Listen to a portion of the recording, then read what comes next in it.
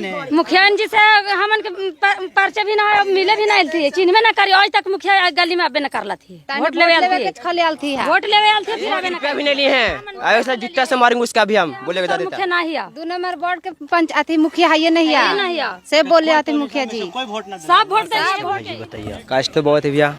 मुखिया जी के हम लोग बोले कि सर हम लोग की गली बहुत ही मतलब बेकार स्थिति से गुजर रहा है, हम लोग के गली बना दीजिए।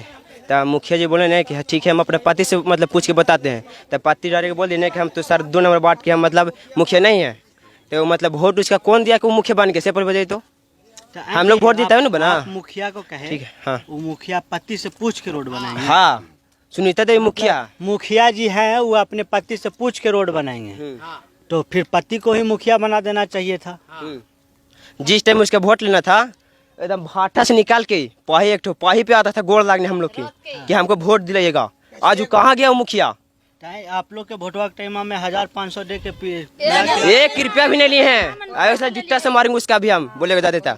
नहीं ना, आप देखते हैं ग्रामीण लोग के कि 1500 रुपया ले करके महुआ पिला करके वोट ले लेता है। उस टाइम नहीं सोचते हैं ना कोई ने 1 रुपया न ले लिए भैया, 1 रुपया ना, 1 रुपया ना ले लाए पैसा। तो मुखिया जी के का कहा थू कहा तीन के हम तोर मुखिया नहीं आ 2 नंबर वार्ड के पंचायती मुखिया है नहीं आ से बोले आते मुखिया जी कोई वोट ना सब वोट सब वोट मिले है, सब उनके वोट दिए है। जीत जाते भैया। मुखिया जी से मिल रहा है। मुखिया जी से हमन के पर्चे भी ना मिले भी नहीं थी, चिन्ह में ना करी आज तक मुखिया गली में अबे न करला थी। वोट लेवे आल थी, वोट लेवे आल थी, फिर अबे न कल थी। वोट कैसे दिलन हले जब दर्शन नहीं दिल चलता। दर्शन तो रोज आवाल थी उतनी घड़ी गोड़ पारे, फिर भी वोट जीतला पर नाल थी।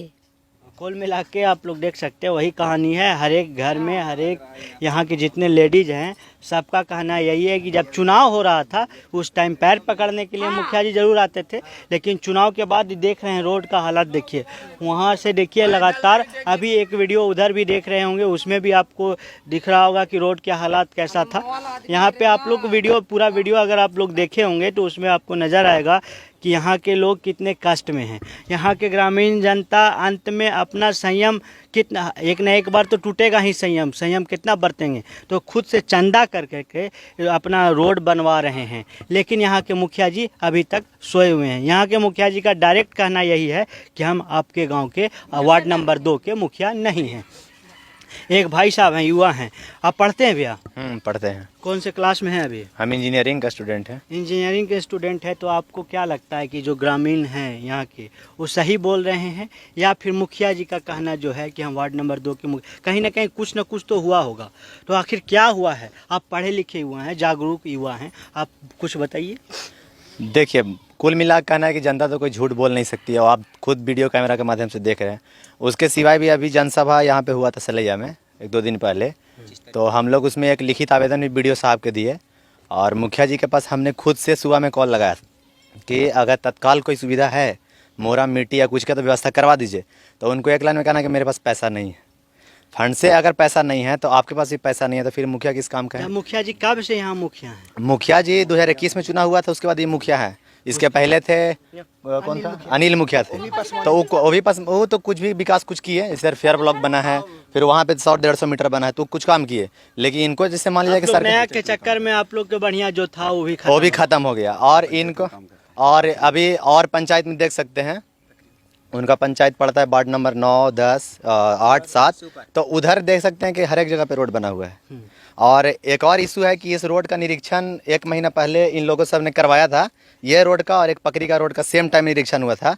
लेकिन जो सिविल इंजीनियर जो है ब्लॉक डेवलपमेंट का, वो अपने वहाँ का जो लिस्ट में जो नाम होता है टेंडर में वो आ चुका है, लेकिन सरदामा वाले टेंडर में नहीं आया, जो कि ना कहीं मुखिया जी का हाथ है। हाँ कि सरदामा गांव का विकास नहीं होना चाहिए। तो कहीं ना कहीं कुछ तो दिक्कत रहा होगा, आप लोग वोट नहीं दिए होंगे, या फिर कुछ खिलाए पिलाए होंगे, या फिर नहीं। हमको स्टेटमेंट कहने का मतलब है कि लोकतांत्रिक देश में जब जनता वोट नहीं करेगा तो मुखिया आप बने, कोई भी बात में आप बन कैसे सकते हैं? नहीं, हमको मुखिया तो है, तो पूरे पंचायत के मुखिया हैं, ये सच्चाई है। लेकिन आखिर सरदामा गांव से उनको नफरत क्यों है, इस चीज़ के जानने के लिए हम थोड़ा सा उत्सुक हैं कि आखिर सरदामा से उनको क्या दिक्कत है। ये तो उनका इंटरनल मामला वो भी बता सकते हैं, उनका स्टेटमेंट से पता चलेगा। ऐसा तो हम लोग के जनता से ये उनका ये नहीं है कि हम उनको वोट नहीं देंगे, उनको नफरत है। कोई बता दे, कोई भी औरत, चाची लोग सब खड़े हैं, कोई बता दे कि उनको पहचानते हैं।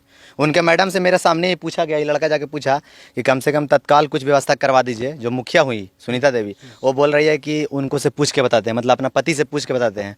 तो जब पति से पूछना ही है तो मुखिया फिर कैसे बन गए? अब भाई जब आपके पास नॉलेज नहीं है, आप खुद से डिसीजन नहीं ले सकते हैं, तो फिर जनप्रतिनिधि किस काम के हैं? आपको मैं बता दूं कि इस पंचायत का नाम क्या हुआ भैया? सलैया पंचायत है। सलैया पंचायत के मुखिया हैं सुनीता देवी, जिनके पति हैं संजन पासवान।